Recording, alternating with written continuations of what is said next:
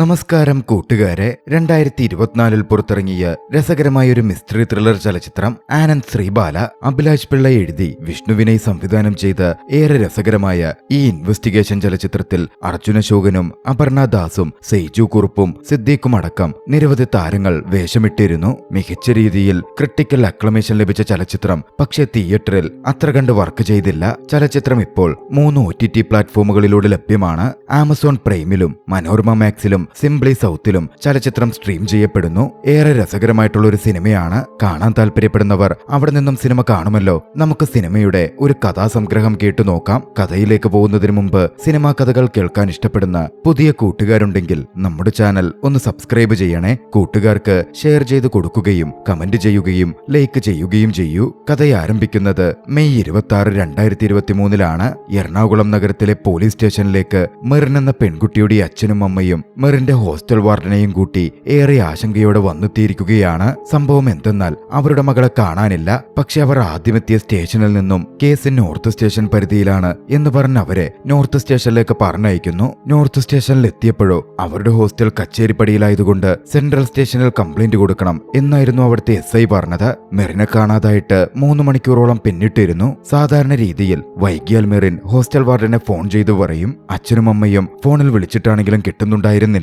അങ്ങനെ അവർ സെൻട്രൽ സ്റ്റേഷനിലെത്തി. Central station CI Benny മെറിന്റെ അച്ഛനെയും അമ്മയെയും നല്ല രീതിയിൽ ട്രീറ്റ് ചെയ്തു. കാര്യങ്ങൾ ചോദിച്ചറിഞ്ഞ് വേഗത്തിൽ കുട്ടിയെ അന്വേഷിക്കാനുള്ള കാര്യങ്ങളിലേക്ക് തിരിയുകയുമുണ്ടായി. മോളുടെ മൊബൈൽ ഫോണിലെ ചാർജ് തീർന്നതാവും, അവളേതെങ്കിലും സുഹൃത്തിന്റെ വീട്ടിലുണ്ടാകും എന്നൊക്കെ പറഞ്ഞ് പാരന്റ്സിനെ ബെന്നി ആശ്വസിപ്പിച്ചു. പിന്നാലെ ഫോട്ടോ എടുത്ത് മറ്റ് പോലീസ് സ്റ്റേഷനിലേക്ക് അയക്കാൻ പറഞ്ഞു. പോകുന്നതിന് മുമ്പ് SIക്ക് അടുത്ത് എല്ലാ ഹോസ്പിറ്റലുകളും കൂടി ഒന്ന് ചെക്ക് ചെയ്തേരെ എന്നും ബെന്നി പറയുന്നുണ്ട്. ബെന്നി വൈകാതെ അവിടെ നിന്ന് ഇറങ്ങുകയും ചെയ്തു. അടുത്തുള്ള പോലീസ് സ്റ്റേഷനുകളിലേക്കൊക്കെ മെസ്സേജ് പാസ് ചെയ്തിരുന്നു. പിറ്റേന്ന് പുലർച്ചെ ഉറങ്ങുകയായിരുന്ന ബെന്നിക്ക് ഒരു ഫോൺ വരികയാണ്. സ്റ്റേഷനിൽ നിന്നായിരുന്നു. ഐലൻഡ് പോലീസ് കോണ്ടാക്ട് ചെയ്തിരുന്നെന്നും അവിടെ കായലിൽ നിന്ന് ഒരു ബോഡി കിട്ടിയിട്ടുണ്ടെന്നും ഇന്നലത്തെ മിസ്സിംഗ് കേസുമായി മാച്ച് ആവുന്നുണ്ട് എന്നും സഹപ്രവർത്തകൻ പറഞ്ഞതോടെ ബെന്നി കാര്യങ്ങൾ കൂടുതൽ അന്വേഷിക്കാൻ പറഞ്ഞു. പിന്നാലെ ബെന്നി പുറപ്പെട്ട് സ്റ്റേഷനിലേക്ക് എത്തി. പോവാതെ എപ്പോഴും മെറിന്റെ അച്ഛനും അമ്മയും അവിടെ ഉണ്ടായിരുന്നു. കാര്യം കൃത്യമായി പറയാതെ അച്ഛനെയും കൂട്ടി ബോഡി കണ്ടെടുത്ത സ്ഥലത്തേക്ക് ബെന്നി പുറപ്പെട്ടു. പോകുന്ന വഴിയിലെ വയർലെസ് മെസ്സേജുകളിൽ നിന്ന് ഏറെക്കുറെ കാര്യങ്ങൾ മെറിന്റെ അച്ഛന് മനസ്സിലാവുന്നുണ്ടായിരുന്നു. ഒടുവിൽ തന്റെ മകളുടെ ബോഡി കണ്ടതും ആ അച്ഛൻ വിങ്ങിപ്പൊട്ടുന്നുണ്ട്. സംഭവം വാർത്തകളിൽ നിറഞ്ഞു. അന്വേഷണം നടന്നു. അന്വേഷണത്തിനൊടുവിൽ മെറിൻ ആത്മഹത്യ ചെയ്യുകയായിരുന്നുവെന്നും കാമുകൻ റോണിയുമായി കുറച്ചു ദിവസങ്ങളായി വഴക്കിലായിരുന്നതിനെ തുടർന്നാണ് ആത്മഹത്യയെന്നുമായിരുന്നു പോലീസ് വിലയിരുത്തൽ. ആത്മഹത്യാ പ്രേരണ കുറ്റത്തിന് റോണിയെ അറസ്റ്റ് ചെയ്യുകയും ചെയ്തു. പക്ഷേ പോലീസിന്റെ അന്വേഷണ റിപ്പോർട്ടും മറ്റും മെറിന്റെ കുടുംബത്തിന് സ്വീകാര്യമായിരുന്നില്ല. അവർ പരാതി നൽകി. ഒടുവിൽ കേസ് ക്രൈംബ്രാഞ്ചിന്റെ പക്കൽ വന്നു. കുറച്ച് നാളുകൾ കഴിഞ്ഞ് ജേർണലിസ്റ്റായ ശ്രീബാല റിപ്പോർട്ടർ ചാനലിലേക്കുള്ള പുറപ്പാടിലായിരുന്നു. ഹെഡ് വിളിക്കുന്നുണ്ട്. ശ്രീബാലയുടെ പുതിയ പ്രോഗ്രാമിനെ പറ്റി ചോദിക്കാനായിരുന്നു അത്. ശ്രീബാല ടാക്സിയിൽ കയറി. യൂബർ ആയിരുന്നു. പക്ഷേ ശ്രീബാല വിളിച്ച യൂബർ അതായിരുന്നില്ല. അത് ഓടിച്ചിരുന്നത് മെറിന്റെ കുറ്റത്തിന് അറസ്റ്റ് ചെയ്യപ്പെട്ടിരുന്ന മെറിന്റെ കാമുകൻ റോയ് ആയിരുന്നു. ജാമ്യത്തിലിറങ്ങിയ ശേഷം റോയ് യൂബർ ഓടിക്കുകയാണ്. വൈകാതെ പുറപ്പെട്ട് ശ്രീബാല ഓഫീസിലെത്തി. ഹെഡുമായി സംസാരിച്ചു. ക്രൈം ഫയൽസിന്റെ അടുത്ത എപ്പിസോഡിന്റെ പ്ലാനിംഗ് പറഞ്ഞു. ശ്രീബാല തിരഞ്ഞെടുത്തത് മെറിന്റെ ആത്മഹത്യയുമായി ബന്ധപ്പെട്ട് അതേ കേസ് തന്നെയായിരുന്നു. മെറിന്റെ അച്ഛനും അമ്മയും ഇപ്പോഴും പ്രതിഷേധത്തിലാണ്. മകൾക്ക് നീതി കിട്ടിയിട്ടില്ലെന്ന് പറഞ്ഞ് 6 മാസം മുമ്പ് നടന്ന സംഭവമാണ്. പോലീസിന്റെ റിപ്പോർട്ടിലും മറ്റുമായി സാധാരണക്കാരന് പോലും മനസ്സിലാവുന്ന തരത്തിൽ പല വിഷയങ്ങളും കാണാനുണ്ട്. അതുകൊണ്ട് നമുക്കിത് സ്റ്റോർ ചെയ്യാം എന്ന് ശ്രീബാല പറഞ്ഞപ്പോൾ ഹെഡും സമ്മതിക്കുകയാണ്. പക്ഷേ പോലീസ് ക്ലോസ് ചെയ്ത കേസാണ്. പ്രൈവറ്റ് ഇൻവെസ്റ്റിഗേറ്റർ വെച്ചാണോ അന്വേഷിപ്പിച്ച് ഇത് മർഡർ ആണെന്ന് പറയാൻ പോകുന്നേ എന്ന തരത്തിൽ ഹെഡ് ചോദിക്കുന്നുണ്ട്. പ്രൈവറ്റ് ഡിറ്റക്റ്റീവ് അല്ലേ, കൊണ്ടുവരാം എന്നായിരുന്നു ചിരിയോടെയുള്ള ശ്രീബാലയുടെ മറുപടി. പിന്നാലെ നമ്മൾ ആനന്ദ് ശ്രീബാല എന്ന ചെറുപ്പക്കാരനെ പരിചയപ്പെടുന്നു. ആനന്ദ് ഒരു SI ആവാനുള്ള ടെസ്റ്റൊക്കെ എഴുതി റിസൾട്ടിന് വെയിറ്റ് ചെയ്യുകയാണ്. ആനന്ദിന്റെ അമ്മ ശ്രീബാല പോലീസ് സർവീസിൽ ഹെഡ് കോൺസ്റ്റബിൾ ആയിരുന്നു. 15 കൊല്ലം മുമ്പ് കൊല്ലപ്പെട്ടതാണ്. അതുകൊണ്ട് തന്നെ പോലീസ് സർവീസിലുള്ള ചില ആളുകൾ അമ്മയുടെ കെയർ ഓഫിൽ ആനന്ദിന്റെയും സുഹൃത്തുക്കളായിരുന്നു. അമ്മയുടെ സഹപ്രവർത്തകൻ കൂടിയായിരുന്ന ഐസക്കാണ് ആനന്ദിന്റെ നിലവിലത്തെ ഗാർഡിയൻ. അന്വേഷണത്തിനിടയിൽ ഒരു കാൽ നഷ്ടപ്പെട്ട ഐസക് നിലവിൽ ഡിപ്പാർട്ട്മെന്റ് ഫയലുകൾ സൂക്ഷിക്കുന്നിടത്താണ് തന്റെ ജോലിയിൽ തുടരുന്നത്. അവിടെ ഐസക്കിനെ സഹായിക്കാനും കേസ് ഫയൽസ് റഫർ ചെയ്യാനും വേണ്ടി പലപ്പോഴും ആനന്ദ് എത്താറുണ്ടായിരുന്നു. കേസുകൾ പരിശോധിക്കാനൊക്കെയുള്ള ആനന്ദിന്റെ കഴിവ് വളരെ മികച്ചതായിരുന്നു. അന്നും അതുപോലെ ഒരു കേസിൽ ആനന്ദ് ഐസക്കിനെ സഹായിക്കുന്നുണ്ട്. ഒപ്പം അവിടെ എത്തിയിരുന്ന പോലീസ് ഉദ്യോഗസ്ഥൻ പ്രദീപിനെയും. ഐസക് ആ സമയമാണ് പ്രദീപിനോട് ശ്രീബാലയുടെ മകനാണ് ആനന്ദ് എന്ന കാര്യം പറയുന്നത്. ഹെഡ് കോൺസ്റ്റബിൾ ശ്രീബാലയോട് അവർക്കൊക്കെയുള്ള ബഹുമാനം ആ വാക്കുകൾ തെളിവുകളിൽ പ്രകടമായിരുന്നു. ഇപ്പോഴും ശ്രീബാല എഴുതിയ FIR ഒക്കെ സ്റ്റഡി മെറ്റീരിയൽസ് ആയി വരെ പരിഗണിക്കാറുണ്ട് എന്ന തരത്തിൽ അവർക്കിടയിൽ സംസാരം വരെ ഉണ്ടായി. അത്രമേൽ കഴിവുറ്റ ഒരു ഹെഡ് കോൺസ്റ്റബിൾ ആയിരുന്നു ശ്രീബാല, അതായത് ആനന്ദിന്റെ അമ്മ. ആനന്ദിന് അന്ന് പുറത്തൊരു കമ്പനിയിൽ ഇന്റർവ്യൂ ഉണ്ടായിരുന്നു. SI ആവുന്നവരെ പിടിച്ചു നിൽക്കാൻ ഒരു ജോലി. അതായിരുന്നു ആ ഇന്റർവ്യൂ കൊണ്ട് ആനന്ദ് ഉദ്ദേശിച്ചത്. ഇന്റർവ്യൂവിന്റെ ആദ്യഘട്ടത്തിലൊക്കെ ആനന്ദ് നല്ല രീതിയിൽ പെർഫോം ചെയ്തു. പക്ഷെ ഒരു ഘട്ടത്തിൽ ആനന്ദിന്റെ കുടുംബത്തെപ്പറ്റി ചോദ്യം വന്നു, അതും അമ്മയെ പറ്റിയുള്ള ചോദ്യം. പെട്ടെന്ന് ആനന്ദ് പാനിക് ആവാൻ തുടങ്ങി, ഒന്നും സംസാരിക്കാൻ പറ്റാത്ത പോലെ. ആ നിമിഷം ആനന്ദ് തന്റെ അമ്മയെ തൊട്ടടുത്ത് ഹാലൂസിനേറ്റ് ചെയ്ത് കണ്ടു.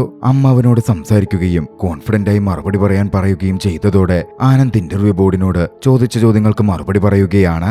ആനന്ദിന്റെ ഈ അവസ്ഥ കാരണം ആനന്ദിന് ആ ജോലിയും നഷ്ടപ്പെട്ടിരുന്നു. 12ാം വയസ്സിൽ അമ്മ കൺമുമ്പിൽ വെച്ച് കൊല്ലപ്പെട്ടത് കണ്ട പയ്യൻ. അതിന്റെ മെന്റൽ സ്ട്രെസ് ആയിരുന്നു ആനന്ദിനെ ഈ ഒരു അവസ്ഥയിൽ കൊണ്ടെത്തിച്ചത്. അന്ന് വൈകിട്ട് ഐസക്കും ശ്രീബാലയും ഒത്തിരിക്കുമ്പോ ആനന്ദ് തന്റെ ജോലി നഷ്ടപ്പെട്ട കാര്യം ദുഃഖത്തോടെ പറയാൻ തുടങ്ങി. ഐസക്കും മറ്റും അവനെ സമാധാനിപ്പിച്ചു. ശ്രീബാല ആനന്ദിന്റെ കാമുകിയായിരുന്നു. ജോലിയില്ലാത്തതുകൊണ്ടും മറ്റും ആനന്ദ് ഫ്രസ്ട്രേറ്റഡ് ആയി നിൽക്കുന്ന കണ്ടതും ശ്രീബാല പറഞ്ഞു, ആനന്ദിന് പറ്റിയൊരു ജോലി ഞാൻ റെഡിയാക്കിയിട്ടുണ്ട്. എല്ലാവരും വട്ടെന്ന് വിളിക്കുന്ന ഇവന്റെ ഈ വട്ടല്ലെന്നറിയുന്ന ഒരു ബോസും അത്യാവശ്യം തരക്കേടില്ലാത്ത സാലറിയും. അതേതാ അങ്ങനൊരു ബോസ്? എന്നായി ഐസക്, താൻ തന്നെയാണത് എന്നായിരുന്നു ശ്രീബാലയുടെ മറുപടി. പിന്നാലെ അവൾ കാര്യം വ്യക്തമാക്കി. അവളുടെ പ്രോഗ്രാമായ ക്രൈം ഫയൽസിന് വേണ്ടി കേസ് അന്വേഷിക്കുന്ന അവളെ അസിസ്റ്റ് ചെയ്യുന്ന ജോലിയാണ് ആനന്ദ് ചെയ്യേണ്ടത്. അവളുടെ ക്രിയേറ്റീവ് സപ്പോർട്ടായി ആനന്ദ് വർക്ക് ചെയ്യും. എന്തായാലും ആനന്ദ് ശ്രീബാലയ്ക്കൊപ്പം വർക്ക് ചെയ്യാൻ തുടങ്ങി. മിറിന്റെ കേസ് തന്നെയായിരുന്നു അവരുടെ പ്രോഗ്രാമായി എടുത്തിരുന്നത്. മിറിന്റെ അച്ഛനെയും അമ്മയെയും കണ്ട് ശ്രീബാല ചോദ്യങ്ങൾ ചോദിച്ചു. മിറിന്റെ അച്ഛനും അമ്മയും തന്റെ മകൾ ഒരിക്കലും ആത്മഹത്യ ചെയ്യില്ല എന്നെപ്പോഴും വിശ്വസിച്ചിരുന്നു. അന്ന് മിറിൻ വിളിച്ചിരുന്നു എന്ന ചോദ്യത്തിന് മിറിന്റെ അമ്മ മറുപടി പറഞ്ഞു, അന്ന് മിറിൻ വിളിച്ചിരുന്നു. മൺഡേ ഒരു പ്രൊജക്ട് വെക്കാനുള്ളതുകൊണ്ട് മിറിന് വരാൻ സാധിക്കില്ലെന്നും അച്ഛനും അമ്മയും കപ്പയും ബീഫും എടുത്ത് തന്നെ കാണാൻ ഇങ്ങോട്ടേക്ക് വരണം എന്നും അവൾ പറഞ്ഞതായും അമ്മ അറിയിച്ചു. കൂട്ടത്തിൽ അവളുടെ റിസൾട്ട് വന്നതായി പറഞ്ഞുവെന്നും ഡിസ്റ്റിങ്ഷൻ മാർക്കുണ്ടെന്നും അവൾ ഒരുപാട് സന്തോഷത്തിലായിരുന്നു എന്നൊക്കെ പറഞ്ഞ് മകളെയോർത്ത് അമ്മ വിങ്ങിപ്പൊട്ടാൻ തുടങ്ങി. അതൊക്കെ കണ്ട് ആനന്ദിന് വല്ലാതാവുന്നുണ്ടായിരുന്നു. ആനന്ദ് അടുത്ത മുറിയിലേക്ക് മാറി. അത് മിറിന്റെ മുറിയായിരുന്നു. ചുറ്റിലും ആനന്ദ് നോക്കിക്കാണുന്നുണ്ട്. ഫെബ്രുവരി 14 പുൽവാമ ദിനം ആചരിക്കുന്ന പ്രണയ ദിനത്തിനേക്കാൾ രാജ്യസ്നേഹത്തിന് പ്രാധാന്യം കൊടുക്കുന്ന ഒരു പെൺകുട്ടി. ബ്രീത്തിങ് പ്രോബ്ലം ഉള്ളതുകൊണ്ട് ഇൻഹേലർ യൂസ് ചെയ്യുന്ന ഒരുവൾ. പലതും ആലോചിച്ചപ്പോ ആനന്ദിന് ചില സംശയങ്ങൾ തോന്നി. ആനന്ദ് നേരെ ഇന്റർവ്യൂ നടക്കുന്നിടത്തേക്ക് വേഗം കടന്നു ചെന്നു. മിറിന് നീന്തലറിയാമോ എന്ന് ചോദിച്ചു. ഇല്ലെന്നും ചെറുപ്പം മുതലേ അവൾക്ക് വെള്ളം പേടിയായിരുന്നു എന്നുമായിരുന്നു അച്ഛൻ മറുപടി പറഞ്ഞത്. മിറിന് ആസ്മ പേഷ്യന്റ് ആയിരുന്നോ എന്ന ചോദ്യത്തിന് അതെയെന്നും 8 വയസ്സ് മുതൽ അവൾക്ക് ബുദ്ധിമുട്ടുണ്ടായിരുന്നു എന്നും അച്ഛൻ വ്യക്തമാക്കുന്നുണ്ട്. പിന്നാലെ അവരുടെ പക്കൽ നിന്ന് മിറിന്റെ പോസ്റ്റ്മോർട്ടം റിപ്പോർട്ടും FIR കോപ്പിയും ആനന്ദ് ചോദിച്ചു വാങ്ങി. അത് പരിശോധിക്കാൻ ആരംഭിച്ചു. ആ സമയം അവന്റെ അമ്മ അവന്റെ കൂടെയുള്ള പോലെ അവൻ ഹാലൂസിനേറ്റ് ചെയ്യുന്നുണ്ടായിരുന്നു. അമ്മ അവനോട് ഒരു സാധാരണക്കാരന്റെ കണ്ണിലൂടെയല്ല പോലീസുകാരന്റെ കണ്ണിലൂടെ വായിക്ക് എന്ന് പറഞ്ഞു. ആനന്ദ് അതിലൂടെ തന്റെ കണ്ണ് വായിച്ചു. ഒടുവിൽ അമ്മയോടായി പറഞ്ഞു, അമ്മേ, ഇത് ആത്മഹത്യയല്ല, കൊലപാതകമാണ്. ആനന്ദ് അത് ചെന്ന് മിറിന്റെ വീട്ടുകാരോടും പറഞ്ഞിരുന്നു. അന്ന് വൈകിട്ട് ഐസക്കിന്റെ വീട്ടിൽ ശ്രീബാലയും ആനന്ദും ഐസക്കും ഒത്തുചേർന്നു. മിറിൻ കൊല്ലപ്പെട്ടതാണ് എന്ന് പറഞ്ഞപ്പോ മിറിന്റെ അമ്മ കരണകാര്യമൊക്കെ പറഞ്ഞ് ശ്രീബാലാനന്ദിനെ കുറ്റപ്പെടുത്തുകയായിരുന്നു.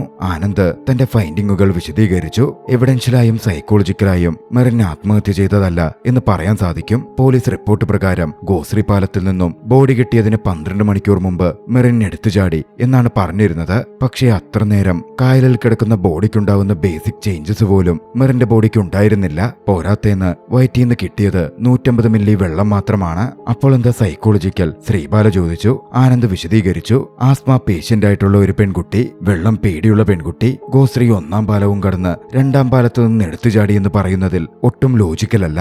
ഇതിനെ എങ്ങനെ മുമ്പോട്ട് കൊണ്ടുപോകാനാ നിന്റെ പ്ലാൻ? ഐസക് ചോദിച്ചു. വൈകാതെ അവിടെ നിന്ന് ആനന്ദും ശ്രീബാലയും ഇറങ്ങുകയും ചെയ്തു. പോകുന്ന വഴിയിൽ ശ്രീബാല അവരുടെ ടൂറിനെ പറ്റിയൊക്കെ സംസാരിക്കുകയായിരുന്നു. പക്ഷേ ആനന്ദിന്റെ ഉള്ളിൽ മുഴുവൻ മിറിന്റെ കേസ് മാത്രമായിരുന്നു. അത് മനസ്സിലാക്കിയ ശ്രീബാല ആനന്ദിനെ ഡ്രോപ്പ് ചെയ്യുമ്പോ ഇതൊക്കെ ചാനൽ റേറ്റിംഗ് കയറ്റാനുള്ള വെറും പ്രോഗ്രാം മാത്രമാണ്, കൂടുതൽ ഇതിലൊന്നും ഇൻവോൾവ് ആവണ്ട എന്ന് അവനോടായി പറഞ്ഞു. ആനന്ദ് മറുപടിയൊന്നും പറഞ്ഞില്ല. വീട്ടിലേക്ക് കയറിപ്പോന്നു. വീട്ടിൽ ബാൽക്കണിയിലെത്തിയപ്പോൾ അമ്മയെ വീണ്ടും അവൻ ഹാലൂസിനേറ്റ് ചെയ്തു. അമ്മ അവനോട് ഒരു കാര്യം പറഞ്ഞു. ആ കൊച്ചിന്റെ മരണത്തിൽ ദുരൂഹതയുണ്ടെങ്കിൽ അത് കണ്ടെത്തി ആ കൊച്ചിന് നീതി വാങ്ങിക്കൊടുക്കാനുള്ള യോഗം നിനക്കാണെങ്കിൽ അതിനെ നീ തേടിപ്പോയില്ലെങ്കിലും നിന്നെ തേടി വരും. ഇപ്പോ നീ ശ്രീബാലമോള് പറയുന്ന കേക്ക്. അമ്മയുടെ വാക്കുകൾ ആനന്ദ് മനസ്സാ വരിച്ചു. കേസൊക്കെ വിട്ട് ആനന്ദ് ജീവിതത്തിൽ മുഴുകി സന്തോഷത്തോടെ നാളുകൾ പോയിക്കൊണ്ടിരുന്നു. ആനന്ദിന്റെ SI റാങ്ക് ലിസ്റ്റ് വന്നു. അവൻ പാസ്സായിരുന്നു. ഫിസിക്കൽ എക്സാമിനേഷൻ കഴിഞ്ഞു. അതിലും അവൻ പാസ്സായി. ഒപ്പം തന്നെ തന്നെ ക്രൈം ഫയൽ TV പ്രോഗ്രാമും മുമ്പോട്ട് പോകുന്നുണ്ടായിരുന്നു. മെറിൻ സ്ഥിരമായി പോകുന്ന പള്ളിയിലെ അച്ഛനെ അവർ ഇന്റർവ്യൂ ചെയ്തു. തികഞ്ഞ വിശ്വാസിയായിരുന്ന മെറിൻ അങ്ങനെ ആത്മഹത്യ ചെയ്യുമെന്ന് വിശ്വസിക്കാൻ പറ്റുന്നില്ല എന്നായിരുന്നു അച്ഛനും പറഞ്ഞത്. ഇന്റർവ്യൂ കഴിഞ്ഞപ്പോ ആനന്ദ് അച്ഛനടുത്ത് ചെന്ന് മെറിനെപ്പറ്റി കൂടുതൽ കാര്യങ്ങൾ തിരക്കി. റോയെപ്പറ്റി അച്ഛൻ അറിയാമോ എന്ന് ചോദിച്ചു. റോയെപ്പറ്റി മെറിൻ തന്നോട് പറഞ്ഞിട്ടുണ്ടെന്നും കോഴ്സൊക്കെ കഴിഞ്ഞ് പ്രാക്ടീസ് തുടങ്ങിക്കഴിയുമ്പോ റോയുടെ കാര്യം അച്ഛനും അമ്മയോടും പറയണമെന്ന് അവൾ തന്നോട് പറഞ്ഞിരുന്നതായും അച്ഛൻ ആനന്ദിനോട് പറഞ്ഞു. അതൊക്കെ ഞാൻ പറഞ്ഞോളാം, ആദ്യം ഞാൻ റോണിയൊന്ന് കാണട്ടെ എന്നായിരുന്നു അന്ന് അച്ഛൻ പറഞ്ഞത്. പക്ഷേ റോണിയുമായി മെറിൻ വരുന്നതിന് മുമ്പേ അവൾ മരണപ്പെട്ടു. അച്ഛൻ തുടർന്നു പറഞ്ഞു, ആ പയ്യൻ ഇടയ്ക്ക് പള്ളിയിൽ വരും, മെറിന്റെ കല്ലറയിൽ പോയി മെഴുകുതിരി വെച്ച് കത്തിച്ച് പ്രാർത്ഥിക്കും. മെറിന്റെ മരണത്തിൽ നമ്മൾ ആരും അറിയാത്ത മറ്റെന്തൊക്കെയോ സംഭവിച്ചിട്ടുണ്ട്. പോലീസ് പറയുന്ന കാരണങ്ങൾ കൊണ്ടൊന്നും ആ കുട്ടി ജീവൻ അവസാനിപ്പിക്കില്ല. കാര്യങ്ങൾ കൂടുതൽ കുഴഞ്ഞുമറിയുന്ന കണ്ടതും കൂടുതലായി അന്വേഷിക്കാൻ തീരുമാനിച്ച് ആനന്ദ് റോയെ കാണുവാൻ ചെന്നു. യൂബർ ഓടിക്കുകയായിരുന്നല്ലോ റോയ്. പക്ഷേ റോയ് അവരോട് സഹകരിക്കാൻ കൂട്ടാക്കിയില്ല. മീഡിയയുടെ മുമ്പിൽപ്പെട്ട് ഒരുപാട് കഷ്ടപ്പെട്ടതാണല്ലോ, അതുകൊണ്ട് തനിക്കൊന്നും പറയാനുമില്ലെന്നും ക്യാമറയ്ക്ക് മുമ്പിൽ നിൽക്കാനും വയ്യ എന്നും പറഞ്ഞവൻ അവിടെ നിന്ന് പോന്നു. പ്രോഗ്രാമിന്റെ ഭാഗമായി മെറിന്റെ കൂട്ടുകാരികളെയും പോലീസുകാരെയും അഡ്വക്കേറ്റിനെയും അടക്കം അവർ ഇന്റർവ്യൂ ചെയ്തു. ഓരോരുത്തർക്കും ഓരോ അഭിപ്രായമായിരുന്നു. പലരും ആത്മഹത്യയാണെന്നും ചിലർ അത് കൊലപാതകമാണെന്നും ഒക്കെ പറയുന്നുണ്ടായിരുന്നു. ക്രൈം ഫയലിന്റെ ഭാഗമായി കേസ് അന്വേഷിച്ചിരുന്ന CIയെയും അവർ ഇന്റർവ്യൂ ചെയ്തു. FIRലെ മിസ്റ്റേക്ക്, അതായത് ആദ്യം സമർപ്പിച്ച FIRൽ ഗോശ്രീ 1-ാം പാലത്തിൽ നിന്നാണ് ചാടിയതെന്നും പിന്നീട് അത് 2-ാം പാലത്തിൽ നിന്നാക്കിയത് എന്താണ് എന്നുമുള്ള ചോദ്യത്തിന് CI മറുപടി പറഞ്ഞു.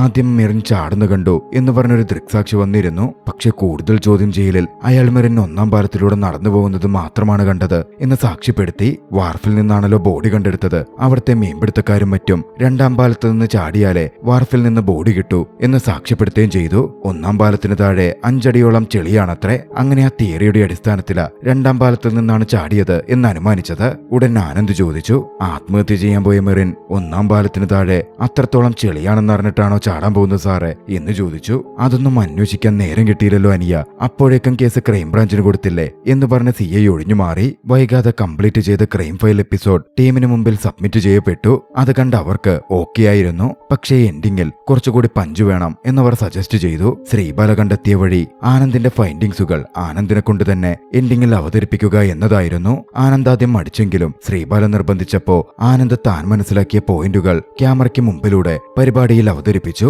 പരിപാടി വളരെയധികം ജനശ്രദ്ധ പിടിച്ചുപറ്റിയിരുന്നു. മെറിൻ കേസിനെ പറ്റി വീണ്ടും ചർച്ചകൾ രൂപപ്പെടാൻ തുടങ്ങി. കോടതിയിലും കേസ് പുനർവിചാരണ ചെയ്യണം, CBIക്ക് കൊടുക്കണം എന്ന് പറഞ്ഞ പെറ്റീഷൻ ചെന്നിരുന്നു. ആനന്ദ് അവതരിപ്പിച്ച പ്രോഗ്രാമും മറ്റും DYSP ശങ്കർ കണ്ടിരുന്നു. DYSPയെ കമ്മീഷണർ വിളിപ്പിച്ചിരിക്കുകയാണ്. സംഭവം എന്തെന്നാൽ മെറിൻ കേസ് വീണ്ടും പുനരന്വേഷണം ചെയ്യാൻ കോർട്ട് ഓർഡർ വന്നിരുന്നു. അത് അന്വേഷിക്കാൻ വേണ്ടി ലീവിലുണ്ടായിരുന്ന ശങ്കർദാസിനെ SP-യുടെ സജഷൻ മുഖേന വിളിച്ചു വരുത്തിയതാണ്. മുമ്പ് കേസ് അന്വേഷിച്ച ഉദ്യോഗസ്ഥനുമായി തനിക്ക് പരിചയമുണ്ടായിരുന്നെന്നും 100% ഇത് സൂയിസൈഡാണ് എന്നും ശങ്കർദാസ് തറപ്പിച്ച് പറയുന്നുണ്ടായിരുന്നു. എന്താണെങ്കിലും ഒന്നുകൂടി അന്വേഷിച്ചേക്കാനും 14 ദിവസത്തിനുള്ളിൽ 100% ഉറപ്പിച്ച് ഒരു റിപ്പോർട്ട് നമുക്ക് സബ്മിറ്റ് ചെയ്യണം എന്നും കമ്മീഷണർ പറഞ്ഞു. ശങ്കർദാസ് അങ്ങനെ മനസ്സില്ലാ മനസ്സോടെ കേസ് ഏറ്റെടുത്തു. കേസ് കുത്തിപ്പൊക്കിയ മീഡിയക്കാരോടും തന്റെ പോയിന്റുകൾ വെച്ച് പോലീസിന്റെ നിഷ്ക്രിയത്വം വിളിച്ചു പറഞ്ഞ ആനന്ദ് ശ്രീബാലയോടും ശങ്കർദാസിന് ഈഗോയും ദേഷ്യവും തോന്നുന്നുണ്ടായിരുന്നു. വൈകാതെ ശങ്കർദാസ് കേസ് അന്വേഷണം ആരംഭിച്ചു. ഫോറൻസിക് സർജനെ കാണുവാൻ ആശുപത്രിയിൽ എത്തി നിൽക്കുമ്പോഴാണ് അവിടെ നടക്കുന്ന മെഡിക്കൽ ചെക്കപ്പിന്റെ കാര്യം ഒരു പോലീസുകാരൻ പറഞ്ഞ ശങ്കർദാസ് അറിയുന്നത്. ആനന്ദ് ശ്രീബാലയുടെ മെഡിക്കൽ ചെക്കപ്പായിരുന്നു അവിടെ നടന്നുകൊണ്ടിരുന്നത്.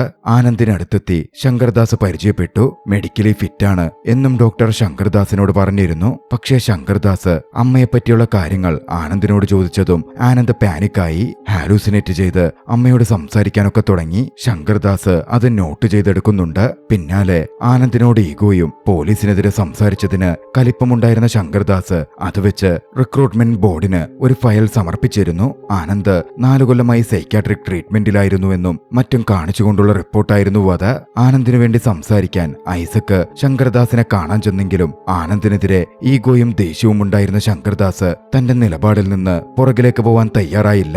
രോഗമൊക്കെ ഭേദമായ ശേഷം ആനന്ദിനോട് വീണ്ടും ടെസ്റ്റ് എഴുതാനും അപ്പോ ഒക്കെ ഓക്കെ ആയിക്കോളും എന്നുമായിരുന്നു ശങ്കർദാസിന്റെ ഭാഷ്യം. ശങ്കർദാസിന്റെ ഈഗോയാണ് ഒക്കത്തിനും കാരണം എന്ന് ഐസക്കിനും മനസ്സിലാവുന്നുണ്ടായിരുന്നു. അന്ന് രാത്രിയിൽ തനിക്കിനി പോലീസാവാനാവില്ലല്ലോ എന്നോർത്ത് കരഞ്ഞ ആനന്ദിനെ ഹാലുസിനേഷനിലുണ്ടായിരുന്ന അമ്മ വന്ന് സമാധാനിപ്പിച്ചു. മോൻ കരയരുതെന്നും മോനെ പുറത്താക്കിയവരുടെ മുമ്പിൽ മോൻ വിജയിച്ച് കാണിക്കണം എന്നും അമ്മ അവന് മോട്ടിവേഷൻ കൊടുത്തു. ശ്രീബാലയുടെ മോനാണ് നീ, അമ്മയുണ്ട് കൂടെ എന്ന് പറഞ്ഞ് അമ്മ മകനെ ചേർത്തു നിർത്തുന്നുണ്ട്. അന്ന് കുറച്ചു കഴിഞ്ഞതും ആനന്ദ് DYSP ശങ്കറിനെ കോൾ ചെയ്തു. ആത്മഹത്യയാണെന്ന് പറഞ്ഞ് മെറിന്റെ കേസ് ക്ലോസ് ചെയ്യാനായിരുന്നു ശങ്കറിന്റെ തീരുമാനം. അതുകൊണ്ട് തന്നെ ആനന്ദ് സംസാരിച്ചു. സാറും സാറിന്റെ ഡിപ്പാർട്ട്മെന്റും ചേർന്ന് 2 ആഴ്ചക്കുള്ളിൽ സബ്മിറ്റ് ചെയ്യാൻ പോകുന്ന ആ റിപ്പോർട്ട് കള്ളമാണെന്ന് ഞാൻ തെളിയിക്കും സാറേ. എന്നിട്ട് ഞാൻ എന്റെ റിപ്പോർട്ട് പബ്ലിക്കിന്റെ മുമ്പിൽ പ്രസന്റ് ചെയ്യും. അതിലുണ്ടാവും ആത്മഹത്യയല്ല കൊലപാതകമാണെന്നും കൊന്നത് ആരാണെന്നും. എന്നാ നീ തെളിയിക്ക്, നമുക്ക് നോക്കാം എന്നായിരുന്നു പുച്ഛത്തോടെയുള്ള ശങ്കർദാസിന്റെ മറുപടി. അമ്മ സത്യം, മെറിൻ കേസ് ഞാൻ തെളിയിക്കും എന്ന് തന്റെ കൂടെയുള്ള അമ്മയെ നോക്കി ആനന്ദ് ഉറച്ച മനസ്സോടെ പറയുന്നുണ്ട്. പിന്നാലെ ആനന്ദ് കേസന്വേഷണം ആരംഭിച്ചു. കിട്ടിയിരുന്ന അറിവുകളൊക്കെ വെച്ച് ആദ്യഘട്ടത്തിൽ ആനന്ദ് ഒരു സൂക്ഷ്മ പരിശോധന നടത്തി. ചില പേപ്പർ എടുക്കാൻ ഐസക് സാറിന്റെ അടുത്ത് ആനന്ദ് എത്തിയെങ്കിലും ശങ്കർ അവിടെ എത്തിയിരുന്നു. ഈഗോ ഉണ്ടായിരുന്ന ശങ്കർ അങ്ങനെ ഫയലുകൾ കിട്ടുന്നതിൽ നിന്ന് ആനന്ദിനെ തടയാൻ ശ്രമിച്ചു. വിവരാവകാശം കൊടുക്കാനൊക്കെ ആനന്ദിനോട് പറഞ്ഞു. പിന്നാലെ മെറിന്റെ അച്ഛനെയും അമ്മയെയും വിളിച്ച് കാര്യങ്ങൾ ചോദിച്ചറിയുന്ന മട്ടിൽ ശങ്കർദാസ് അവർ CBIയിലേക്ക് കേസ് കൊടുക്കാൻ പറഞ്ഞതിനെ പറ്റിയൊക്കെ പറഞ്ഞ് വലിയ തോതിൽ വിമർശിക്കുന്നുണ്ട്.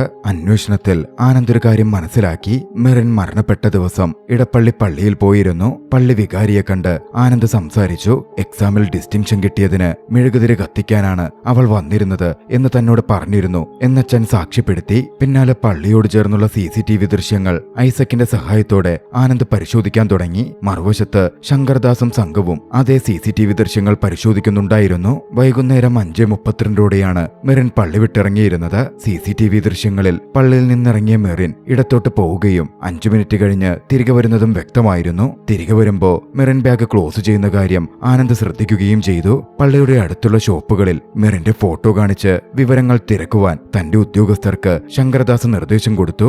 ആനന്ദും അത്തരത്തിൽ ഇറങ്ങിപ്പുറപ്പെട്ടിരുന്നു. പോലീസുകാരും ആനന്ദും തങ്ങളുടേതായ വഴിക്ക് പള്ളിയുടെ പരിസര പ്രദേശങ്ങളിലെ കടകളിൽ മെറിന്റെ ഫോട്ടോ കാണിച്ച് അന്വേഷണം നടത്തി. കാര്യമായ പുരോഗതിയൊന്നും ലഭിച്ചില്ല. പക്ഷേ ആനന്ദ് അന്വേഷണത്തിനിടയിൽ അവിടുണ്ടായിരുന്ന ഒരു ഷോപ്പിലെത്തി. കർത്താവിന്റെ ചിത്രങ്ങളും മാതാവിന്റേതടക്കമുള്ള രൂപങ്ങളും ഒക്കെ വെക്കുന്ന ഒരിടമായിരുന്നു അത്. അവിടുണ്ടായിരുന്ന ലേഡിയോട് ആനന്ദ് സംസാരിച്ചു. മെറിനെ അറിയാമായിരുന്നു. എന്നാൽ ലേഡി സാക്ഷ്യപ്പെടുത്തുകയാണ് മെറിൻ മരണപ്പെട്ട ദിവസം അവിടെ വന്നിരുന്നെന്നും പിറന്നാൾ ഗിഫ്റ്റിനെന്ന് പറഞ്ഞ് സ്പെഷ്യലായി ഓർഡർ ചെയ്ത മാതാവിന്റെ ഒരു രൂപം അവൾ വാങ്ങിക്കൊണ്ടു പോയിരുന്നു എന്നും അവർ വ്യക്തമാക്കി. മുമ്പ് തൊട്ടേ മെറിന് പരിചയമുള്ള ലേഡിയായിരുന്നു അത്. മെറിൻ സ്ഥിരമായി രൂപങ്ങളും മറ്റും വാങ്ങിയിരുന്നതും അവിടെ നിന്നായിരുന്നു. ആ ലേഡിയുടെ ഫോണിലുണ്ടായിരുന്ന മെറിൻ വാങ്ങിയ മാതാവിന്റെ രൂപം ആനന്ദ് നോക്കിക്കണ്ടു. ആനന്ദ് അതിനു പിന്നാലെ തന്റെ അന്വേഷണം തിരിച്ചുവിട്ടു. ആരുടെ പിറന്നാളിന് കൊടുക്കാൻ വേണ്ടിയായിരിക്കും ആ ഗിഫ്റ്റ് മെറിൻ വാങ്ങിയിട്ടുണ്ടാവുക? മെറിന്റെ കൂട്ടുകാരെയൊക്കെ വിളിച്ച് ആനന്ദ് അന്വേഷിച്ചെങ്കിലും ഉത്തരം കിട്ടുന്നുണ്ടായിരുന്നില്ല.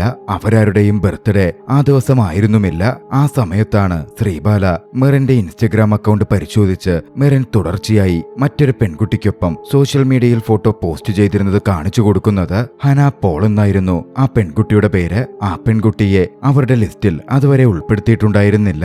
ഇതേസമയം മറുവശത്ത് ഇതേ കാര്യം നിരീക്ഷിച്ചിരുന്ന ശങ്കർ ആകട്ടെ ഹനയുടെ വീട്ടിലെത്തി ഹനയെ ചോദ്യം ചെയ്തു. അവൾ സൂയിസൈഡ് ചെയ്യാൻ മാത്രം എന്തെങ്കിലും പ്രശ്നമുണ്ടായിരുന്നോ, അതിനു മുമ്പ് ഹനയെ കോണ്ടാക്ട് ചെയ്തിരുന്നോ എന്നൊക്കെയായിരുന്നു ചോദ്യം. ഹന വല്ലാതെ പാനിക് ആവുന്നുണ്ടായിരുന്നു. വല്ലാതെ ബുദ്ധിമുട്ടുന്നു. മരണപ്പെടുന്നതിന് മുമ്പ് അവൾ തന്നെ വിളിച്ചിരുന്നു എന്ന് ഹന പറഞ്ഞു. ഹന പൊട്ടിക്കരയാൻ തുടങ്ങിയപ്പോ കൂടെയുണ്ടായിരുന്ന ഹനയുടെ അച്ഛൻ ശങ്കറിനോട് സംസാരിക്കണമെന്ന് പറഞ്ഞ് മാറ്റിക്കൊണ്ടുപോയി. ശേഷം ശങ്കറിനോട് തനിക്കറിയാവുന്ന കാര്യങ്ങൾ പറഞ്ഞു. ഹനയുടെ സഹോദരൻ മരിച്ചതിന്റെ ഷോക്കിൽ അവൾ തുടരുന്ന സമയത്തായിരുന്നു മെറിന്റെ ആത്മഹത്യ സംഭവിക്കുന്നത്. അതോടെ അവൾ കൂടുതൽ തകർന്നു. മരണപ്പെടുന്നതിന് മുമ്പ് മെറിൻ ഹനയെ വിളിച്ചത് ഒരു മരുന്നിനെ കുറിച്ച് അറിയാനാണെന്നും ഹനയുടെ അച്ഛൻ പറഞ്ഞു.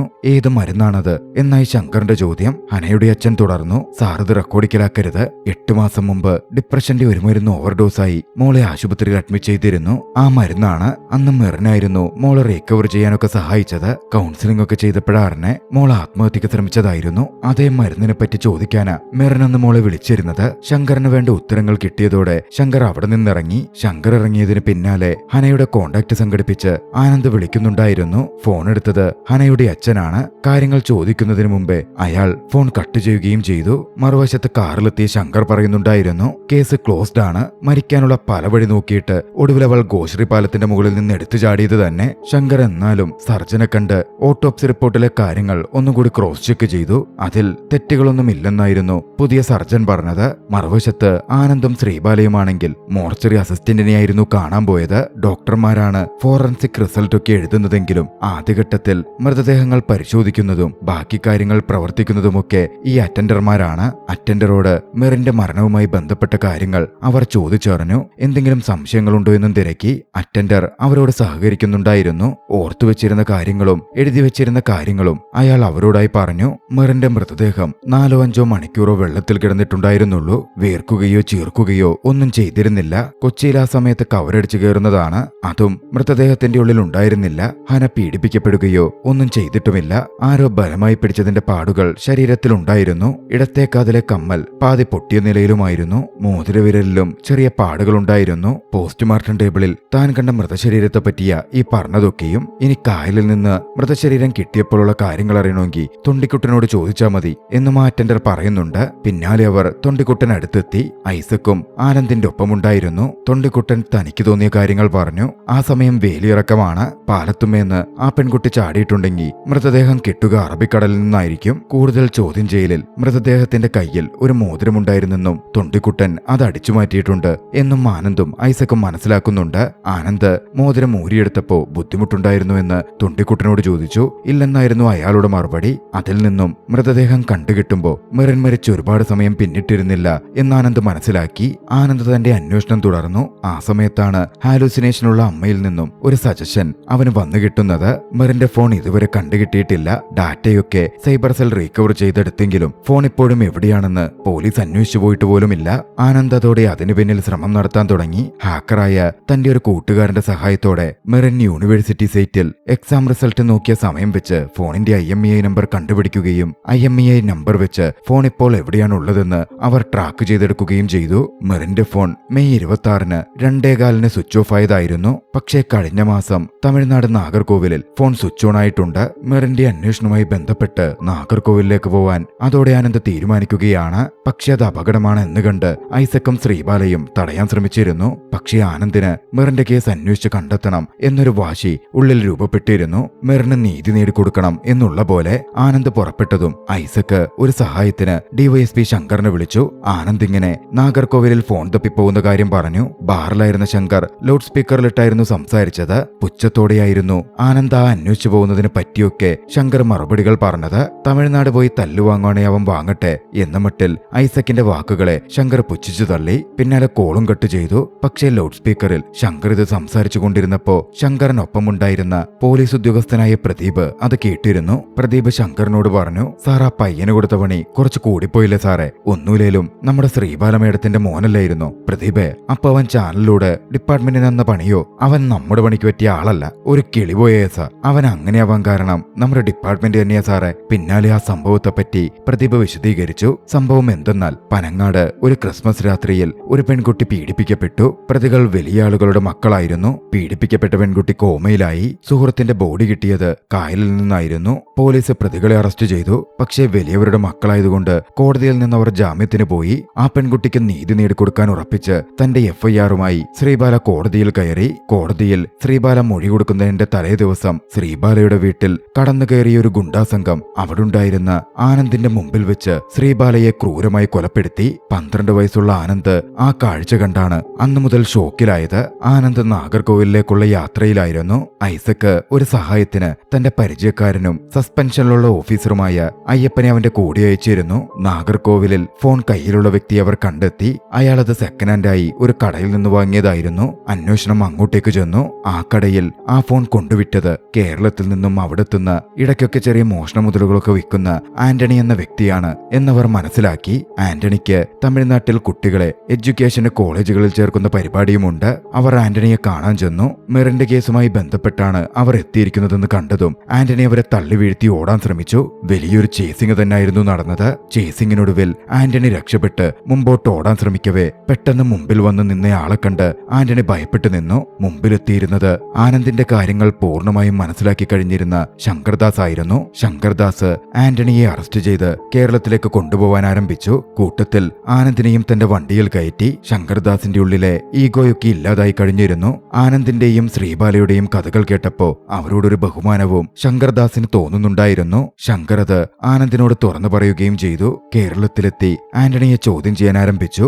ആന്റണിയുടെ പേരിൽ മുൻകാല കുറ്റകൃത്യങ്ങളൊക്കെ ഉണ്ടായിരുന്നു. എന്നിട്ടും 3 മാസം മുമ്പ് പാസ്പോർട്ട് ഇഷ്യൂ ആയിട്ടുണ്ട്. പോലീസ് സഹായമില്ലാതെ വെരിഫിക്കേഷൻ കംപ്ലീറ്റ് ചെയ്ത് കിട്ടില്ലല്ലോ. ആരാണ് ആന്റണിയെ സഹായിച്ച ആ ഓഫീസർ എന്ന കാര്യം പരിശോധിക്കാൻ ശങ്കർ പറഞ്ഞപ്പോഴേക്കും മെറിനെ കൊന്നത് താനാണ് എന്ന് ആന്റണി സമ്മതിക്കുകയാണ്. മെറിൻ ഒരു മോശം പെൺകുട്ടിയായിരുന്നു. തന്നെ പ്രേമം നടിച്ച് വഞ്ചിച്ചതിന് താൻ കൊന്നതാണ് എന്ന തരത്തിലായിരുന്നു ആന്റണി പറഞ്ഞത്. ആന്റണി കൺഫ്യൂസ് ചെയ്തതോടെ ആ കാര്യം ശങ്കർ ആനന്ദിനെ വിളിച്ചറിയിച്ചു. പക്ഷേ ആനന്ദിന് അപ്പോഴും കൺഫ്യൂഷൻസ് ഉണ്ടായിരുന്നു. കാരണം മെറിന്റെ ഫ്രണ്ട്സിനോ പാരന്റ്സിനോ ആർക്കും തന്നെ ആന്റണിയെ അറിയില്ല. ആന്റണിയും അവളും പ്രണയത്തിലായിരുന്നെന്ന് പറയുമ്പോൾ അത് വിശ്വസനീയവുമല്ല. മെറിന്റെ കാമുകനായിരുന്ന റോണിയുടെ വീട്ടിൽ പോവാൻ റോണിയെ നേരിൽ കാണാൻ ആനന്ദ് തീരുമാനിച്ചു. പിന്നാലെ റോണിയുടെ വീട് കണ്ടെത്തി ആനന്ദ് അങ്ങോട്ടേക്ക് പുറപ്പെട്ടു ചെന്നു. അവനെത്തുമ്പോ അവിടെ റോണിയുടെ അമ്മ മരണപ്പെട്ട് അതിന്റെ ചടങ്ങുകൾ നടക്കുകയായിരുന്നു. ആനന്ദ് റോണിയുടെ അടുത്തേക്ക് കടന്നു ചെന്നു. റോണി വേദനയോടെ ഒറ്റയ്ക്കിരിക്കുകയാണ്. മെറിനും അമ്മയും പോയെന്നും താൻ തീർത്തും തനിച്ചായെന്നും വേദനയോടെ അവൻ പറയുന്നുണ്ട്. അമ്മയുടെ മുറിയിലായിരുന്നു റോണി ഇരുന്നിരുന്നത്. താനും 12ാം വയസ്സിൽ ഇതുപോലൊരവസ്ഥയിലൂടെ കടന്നുപോയതാണ് എന്ന് പറഞ്ഞ ആനന്ദ് റോണിയെ ആശ്വസിപ്പിക്കാൻ ശ്രമിച്ചു. പിന്നാലെ ഞാൻ വന്നത് ഒരു കാര്യത്തിലാണെന്നും ഒരു ആന്റണിയെ പരിചയമുണ്ടോ എന്നും റോണിയോട് ആനന്ദ് ചോദിച്ചു. അപ്പോഴേക്കും ഒരു ബന്ധു വന്ന് റോണിയെ വിളിച്ചിരുന്നു. പ്രാർത്ഥനയ്ക്കായി അച്ഛനെത്തിയിരുന്നു. അതുകൊണ്ടായിരുന്നു റോണി വിളിക്കപ്പെട്ടത്. റോണി അങ്ങോട്ടേക്ക് പോയി. ആനന്ദ് അവിടെ ഇരിക്കുമ്പോ ഹാലൂസിനേഷനിലുള്ള അവന്റെ അമ്മയും അവിടെ തന്നെ ഇരിക്കുന്നുണ്ടായിരുന്നു. അമ്മ ഒരു വസ്തുവിലേക്ക് നോക്കിയിരിക്കുന്നത് ആനന്ദ് ശ്രദ്ധിച്ചു.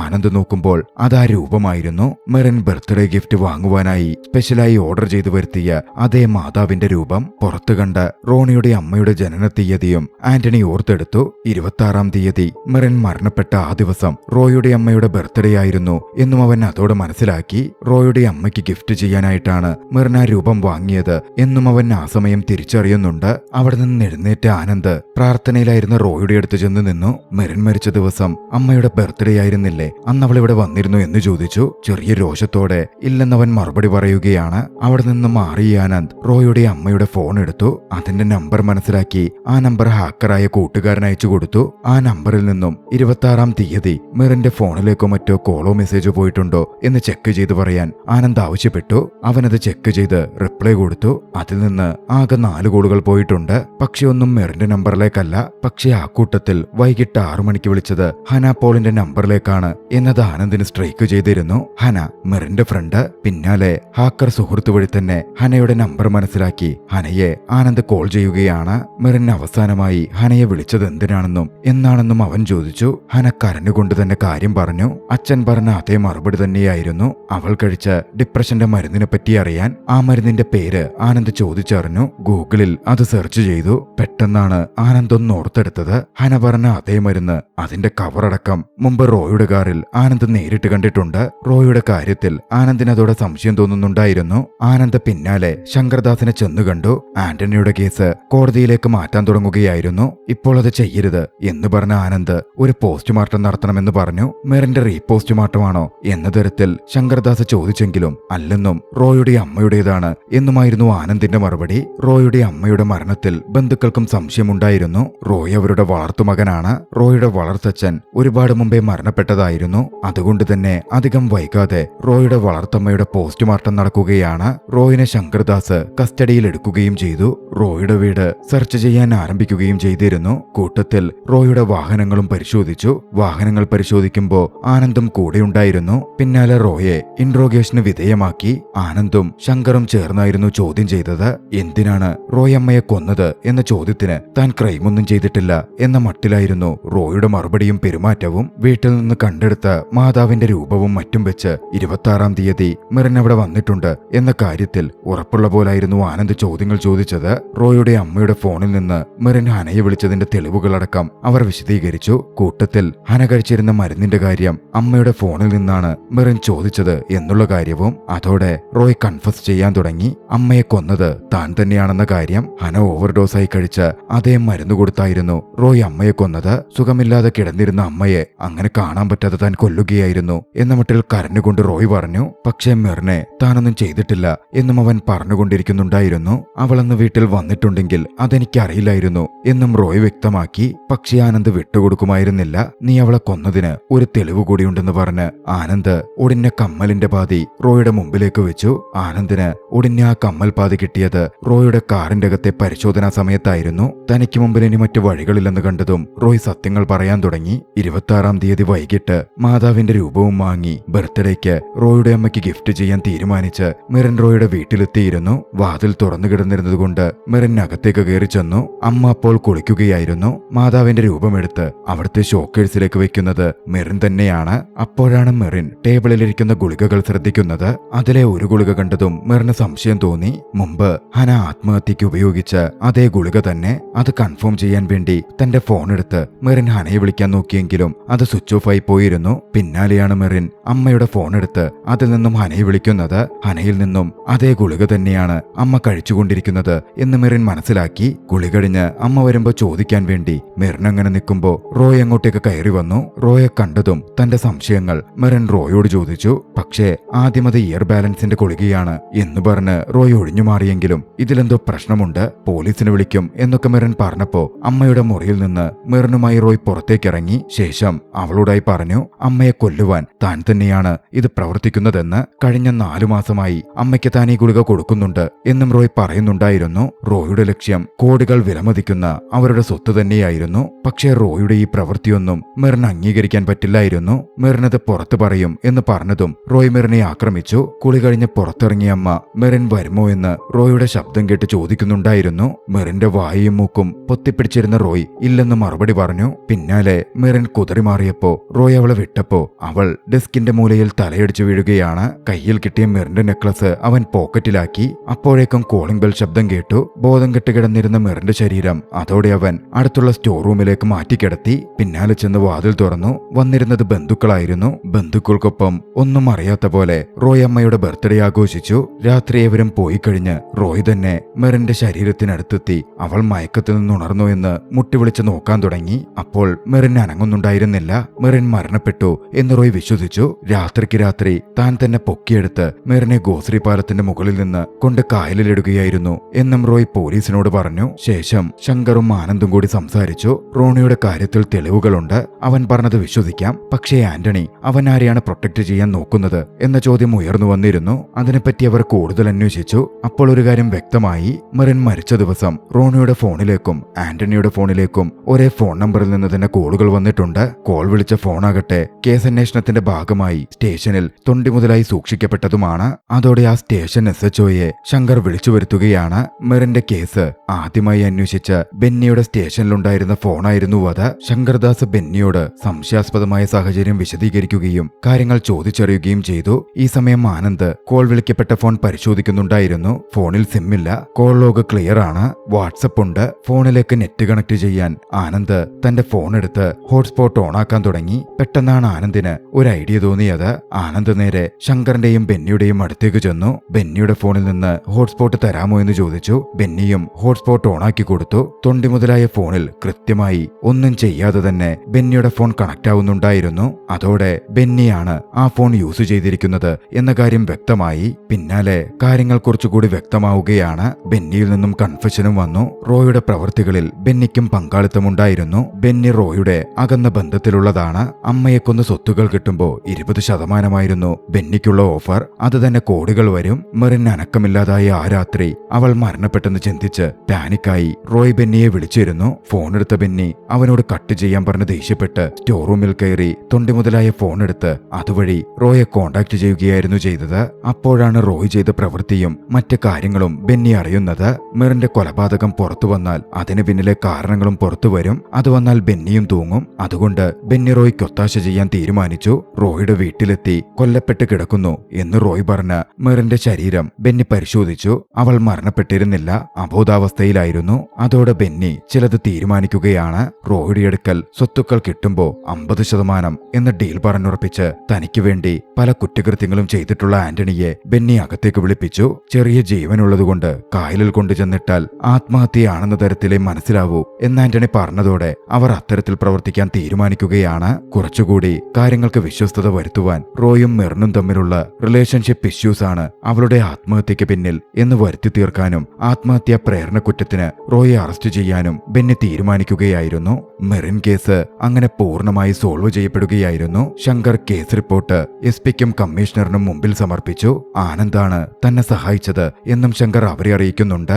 ആനന്ദിന്റെ പോലീസ് മെഡിക്കലിന്റെ കാര്യത്തിൽ ഈ കേസിലുള്ള പങ്കാളി പങ്കാളിത്തം കൊണ്ട് ഒരു കൺസിഡറേഷൻ ഉണ്ടാകും എന്ന് കമ്മീഷണർ അറിയിച്ചെങ്കിലും ആനന്ദ് അത് വേണ്ടെന്ന് പറഞ്ഞു. പോലീസിൽ കയറണമെങ്കിൽ തനിക്ക് തന്റെ അമ്മയെ മറക്കേണ്ട വരും, തനിക്കത് വേണ്ട എന്നായിരുന്നു ആനന്ദ് വ്യക്തമാക്കിയത്. പ്രതികളൊക്കെയും ജനങ്ങൾക്ക് മുമ്പിൽ മാധ്യമങ്ങളിലൂടെ എത്തപ്പെട്ടു. മിറിന്റെ അച്ഛനും അമ്മയും ആനന്ദിനടുക്കൽ വന്ന് നന്ദി പറഞ്ഞു. പ്രസ് മീറ്റൊക്കെ കഴിഞ്ഞ് പോവുകയായിരുന്ന ശങ്കറും ആനന്ദിന്റെ അടുത്ത് വന്ന് ചെയ്തു തന്ന സഹായങ്ങൾക്ക് നന്ദി അറിയിച്ചു.